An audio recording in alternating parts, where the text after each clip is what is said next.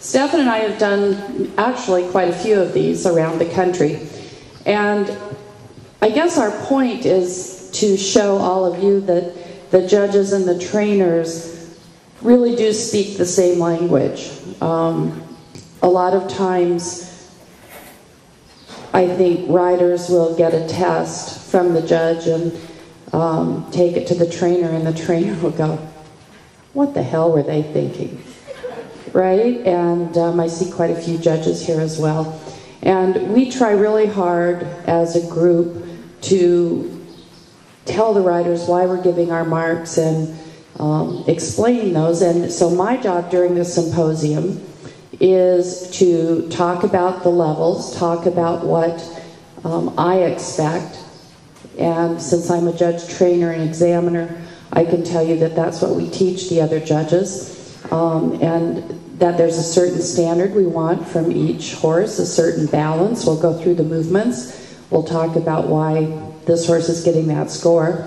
And then I actually have sort of the easier job in this symposium, which is why I just love doing this, because I get to stand back and say, you need to blah, blah, blah, blah, blah. And then I turn it over to my pal, and he has to fix everything. Good plan, good plan. He likes that plan.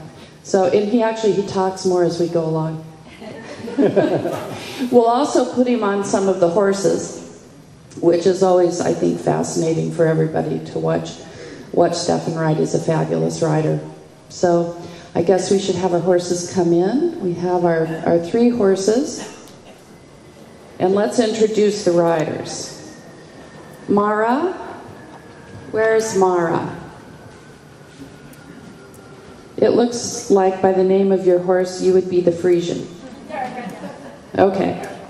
Because I can't pronounce it. Arjen. How's your Dutch? Where'd you go? Oh, I'm sure it's better than I am. Okay, Mara, welcome.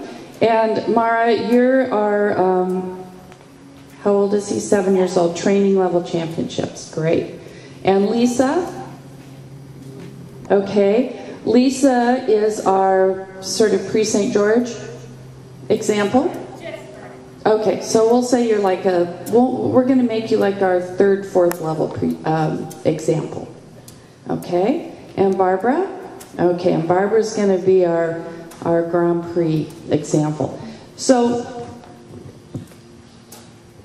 Mara, can I have you first?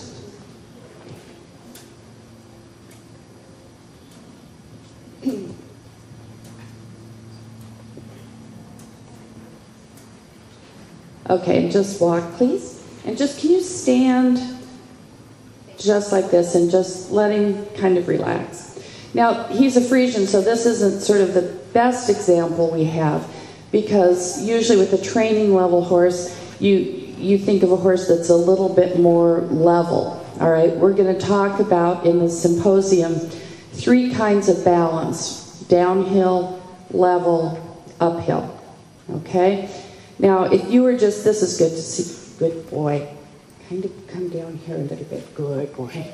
Cookies, cookies, down here, good boy. There we go, cookies. Okay, so if you looked at him right here, what angle would you say his balance was in? Level? Yeah, okay. So that's where we want the training in first level horse. Okay, the requirements of training in first level is that the horse stays in a level balance. You can let him relax a little bit. Now, once we start thinking about second level, we have to have a little collection. We pretty much expect the collection to sort of come and go at second level.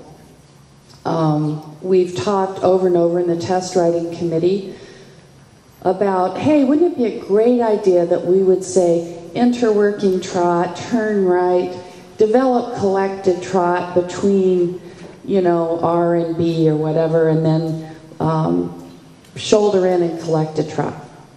And I think that sounds really good, except I have a hard enough time training young judges to see the difference between collected trot and working trot, much less having to judge a score in the middle of the test. But again, at second level, we're saying, oh, yeah, hopefully they can stay in collection, but we don't expect it to be there all the time. And then once they get to fourth level and up, now we raise our standards and we say, you know what, now you've got to stay in collected trot or canter. And by Grand Prix, we pretty much have stopped being nice. Right, guys? Barbara and Kim, we're not nice at Grand Prix anymore. You know, it's, you know, the way it is. If you trot into the halt, you get a low score. You know, so sad, too bad.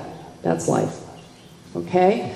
So hopefully what you're going to see as we work through these horses is what I expect as a judge and what Steffen can do as a trainer to help improve each horse and improve each score. All right? So that's sort of our job. So if you can just pick up a working trot on a big circle. So working trot,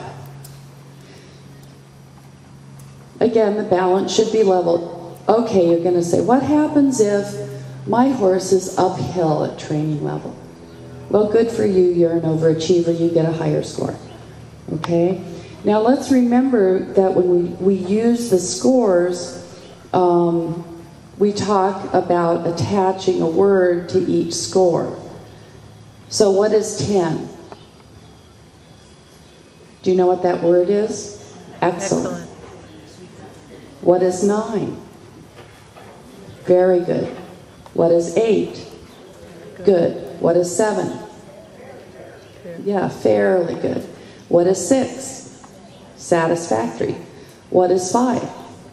Well, sufficient is being changed to marginal.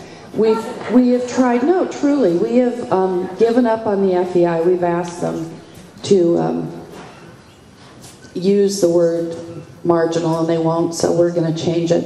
And I'm sure in 2 years they will do it and pretend it's their idea. Okay?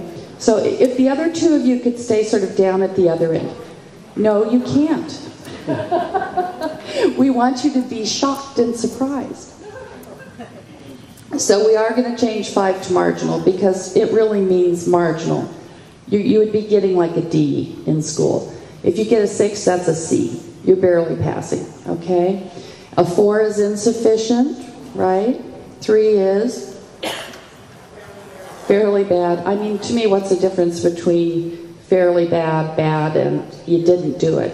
It's hard to get a 0 unless you're in a freestyle or in an FEI test. So we won't talk about zeros too much. So if you look at this horse,